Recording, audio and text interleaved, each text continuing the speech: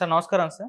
నమస్తే అండి. Sir star heroines Nayanthara గారు అండ్ ధనుష్ గారు వీళ్ళిద్దరి మధ్య ఒక వివాదం అయితే నడుస్తుంది సార్. అంటే నయనతార గారు తన డాక్యుమెంటరీకి సంబంధించి పాత సినిమాలో ఒక 3 సెకండ్స్ క్లిప్ వేసుకున్నందుకు ధనుష్ గారు నోటీసులు పంపారు. నా ప్రొడక్షన్‌లో వచ్చిన సినిమా క్లిప్ వేసుకుంది అని చెప్పేసి 10 కోట్ల నష్టపరిహారం కట్టాలి అని చెప్పేసి నోటీసులు అయితే పంపించారు సార్. దానిపైన అసంతృప్తి వ్యక్తం చేశారు నయనతార. తీవ్ర స్థాయిలో మండిపడ్డారు కూడా. ఇది నీ బుద్ధి అన్నట్టుగా కూడా ఆమె లెటర్‌లో మనం చూడొచ్చు సార్. మరి ఏం చెప్తారు ఈ వివాదం గురించి మీరు? అంటే 'నాందా రౌడీ' అనేది ఒక సినిమా చేసింది ఆవిడ వాళ్ళ బ్యానర్‌లో. ధనుష్ ప్రొడ్యూసర్ దానికి. ఆ బ్యానర్‌లో చేసిన సినిమా కాబట్టి మీరు ఎన్ఓసి ఇవ్వండి మాకు అని అడిగారు వీళ్ళు ఫ్రెండ్లీగా. అయితే వాళ్ళు దాన్ని పట్టించుకోలేదు. టైం అయిపోతుంది. వీళ్ళు రేపు 18వ తారీఖు ఎప్పుడో స్ట్రీమింగ్ ఉంది. అందుకని వీళ్ళు దానికి సంబంధించి ఏదో గ్లింప్సెస్ ప్రోమోను అలాంటివి రిలీజ్ చేసినప్పుడు ఈ క్లిప్ వాడారు. అంటే ఇక్కడ ఆ సినిమా క్లిప్లు ఎందుకు వాడాల్సి వచ్చిందంటే వీళ్ళకి అనివార్యత.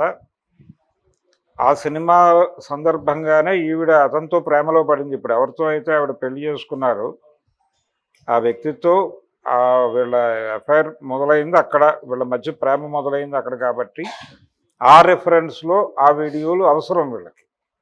అందుకని కొంచెం కీలకంగా దాన్ని పర్సూ చేసే ప్రయత్నం చేశారు. అయితే జనరల్గా ఇది ఇన్ఫర్మేషన్ ఇస్తే వాళ్ళు ఓకే చెప్పేస్తారు, అయిపోతుంది అని అనుకున్నారు. మిగిలినవన్నీ అలాగే జరిగింది. కానీ ఇక్కడ ఆగింది. ఇక్కడ ఆగటం అనే దగ్గర వీడు రియాక్ట్ అయింది. ఆగటం వరకు మాత్రమే కాదు, వీళ్ళు వాడిన క్లిప్స్ మీద వాళ్ళు 3 crores అడిగారు. అది నెమ్మదిగా 10 కోట్లు కూడా అడిగారు అనేది ఆవిడ లెటర్లో రాసింది. వాస్తవంగా 3 కోట్లు అడిగారు అనేది ఒక మాట ఉంది ప్రచారంలో.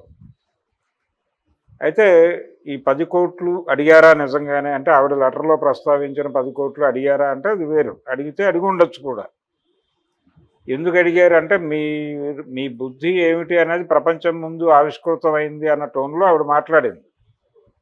మీరు సినిమాల్లో చాలా గొప్ప విషయాలు మాట్లాడతారు కానీ తెర బయట మీరేమిటి అనేది ప్రపంచానికి అర్థమైంది అనే టోన్లో ఆవిడ ఎండగట్టింది.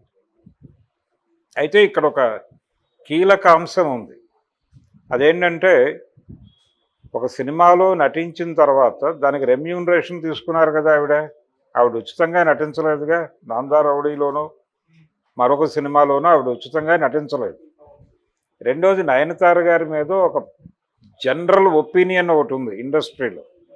అదేంటంటే ఆవిడ ప్రమోషనల్ యాక్టివిటీస్కి దూరంగా ఉంటారు అని. ఈ ప్రమోషనల్ యాక్టివిటీస్ని ఇంక్లూడ్ చేసే రెమ్యూనరేషన్లో మాట్లాడటం జరుగుతుంది. ఓకే. కానీ మరి ఆవిడ ఏవైనా అలాంటివి లేకుండా రెమ్యూనరేషన్ తీసుకుంటున్నారా అనేది తెలియదు. కానీ ఆవిడ ప్రమోషనల్ యాక్టివిటీస్కి దూరంగా ఉంటారు ఎప్పుడూ కూడా. ఆ మధ్య ఆవిడ ఓన్ పిక్చర్ రిలీజ్ అయినప్పుడు మాత్రమే మొదటిసారి ఆవిడ మీడియా ముందుకు వచ్చారు ప్రమోషన్ కోసం. వచ్చిన సందర్భంగా కొంతమంది యాంకర్లు అడిగారు, మిమ్మల్ని ఇలా ప్రమోషనల్ ఇంటర్వ్యూలు చేయటం విచిత్రంగా ఉంది, మీరు ఎప్పుడూ రారు కదా. ఆవిడ నవ్వి ఊరుకుని తప్ప సమాధానం చెప్పలేదు.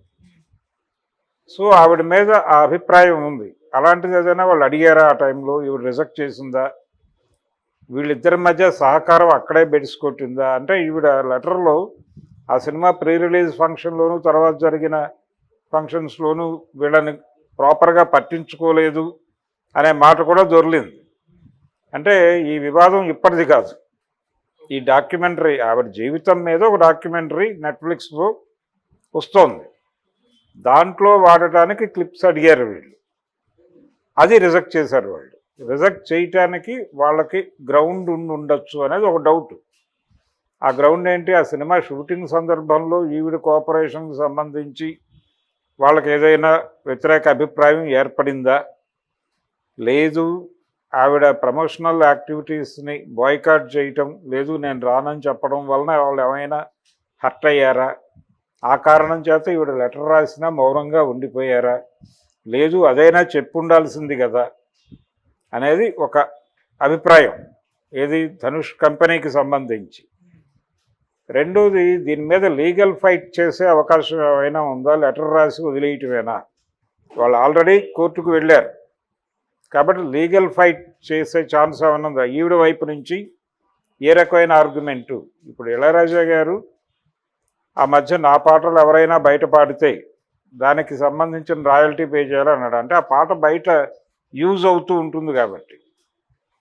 ఇప్పుడు ఈ సినిమా క్లిప్పులు బయట వాడుతున్నప్పుడు వచ్చేటువంటి కట్టేటువంటి డబ్బుల్లో ప్రొడ్యూసర్కి వెళితే దానిలో ఆర్టిస్ట్ వాటా కూడా ఉంటుంది కదా. వీళ్ళ నటన వలన కదా చూస్తోంది ఆ క్లిప్లు బయట ఎవడైనా వాడితే. సో అక్కడ పాడినటువంటి లేకపోతే మ్యూజిక్ చేసినటువంటి వాళ్ళకి ఎలాగైతే రాయల్టీ ఇస్తున్నారో ఒక నటుడు అక్కడ కూడా ఆర్గ్యుమెంట్ వచ్చింది. ప్రొడ్యూసర్ ఆల్రెడీ ఇళయరాజాకి పేమెంట్ ఇచ్చేసిన తర్వాత ఆ కంటెంట్ మీద హక్కులు ప్రొడ్యూసర్ అవుతాయి కానీ ఇళయరాజా ఎందుకు అవుతాయి అని ఒక ఆర్గ్యుమెంట్ ముందుకు వచ్చింది. ఇప్పుడు అదే పద్ధతిలో నయనతార గారు మరి అక్కడ యాక్సెప్ట్ చేసినప్పుడు ఆ సినిమాలో నటించడానికి మాకు డబ్బులు ఇచ్చారు, ఇతర ప్లాట్ఫామ్స్ మీద దాన్ని విస్తరించినప్పుడు కూడా మీరు ఇతర వ్యాపారాలు చేసినప్పుడు కూడా డబ్బులు ఇవ్వాలి అనేది ఏదైనా వాళ్ళ అగ్రిమెంట్స్లో ఉందా? ఒకవేళ ఉండి లేకపోతే ఉండాలనే నిబంధన అయినా పెట్టుకోవాలి. అలా పెట్టుకుంటే ఈ రిస్కులు రావు. సో వీళ్ళ అగ్రిమెంట్లకు సంబంధించిన డొల్లతనము ఏదో అనవగాహనలు ఉంటే ఉండుండొచ్చు. అలాగే ప్రమోషనల్ యాక్టివిటీస్ని ఇంక్లూడ్ చేసే అగ్రిమెంట్లు చేస్తున్నారు ఈ మధ్య. అలాంటిది ఈవిడ కీలకంగా అవాయిడ్ చేస్తున్నారంటే అది బహుశా దానిలో ఎక్స్క్లూడ్ చేస్తే చేసుండొచ్చు. ఇంత కీలకంగా అగ్రిమెంట్లు డిజైన్ జరిగినప్పుడు మా కంటెంట్ ఇతర ప్లాట్ఫామ్స్ మీద వాడినప్పుడు ఖచ్చితంగా మాకు దానిలో షేర్ ఇవ్వాల్సి ఉంటుంది. అది ఏ రూపంలో ఎవరు వాడినా షేర్ ఇవ్వాల్సి ఉంటుంది. ఇది కాపీరైట్ దీనిలోకి వస్తుంది అని గనక క్లెయిమ్ చేసుకోవడానికి అవకాశం ఉందా అనేది ఆవిడ న్యాయ నిపుణులతో మాట్లాడుకుని ఆ పద్ధతిలో, అంటే ఇది సెంటిమెంట్ విషయం అయితే కాదు, అంటే ఉచితంగా ఇచ్చే వ్యవహారం కాదు. ఎందుకంటే ఈవిడ డబ్బులు తీసుకునే నటించారు, ఈవిడేం ఉచితంగా నటించలేదు.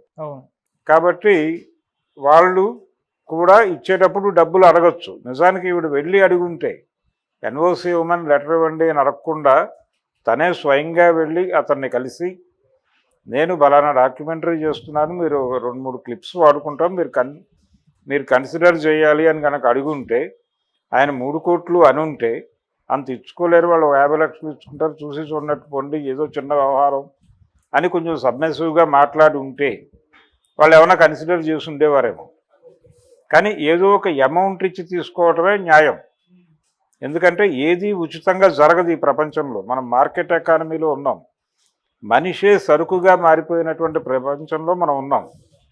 ఒక మాట కానీ ఒక నటన కానీ ఏది కూడా దానికి సంబంధించినటువంటి పేమెంటు, దానికి సంబంధించినటువంటి కాపీరైటు ప్రతిదీ పక్కగా నడుస్తున్నటువంటి ఒక స్ట్రక్చరల్ ఎకానమీలో ఉన్నప్పుడు మీరు నాకు ఫేవర్ చేయాలి అనే మాట లేదు. ఇప్పుడు నో ఫేవర్స్.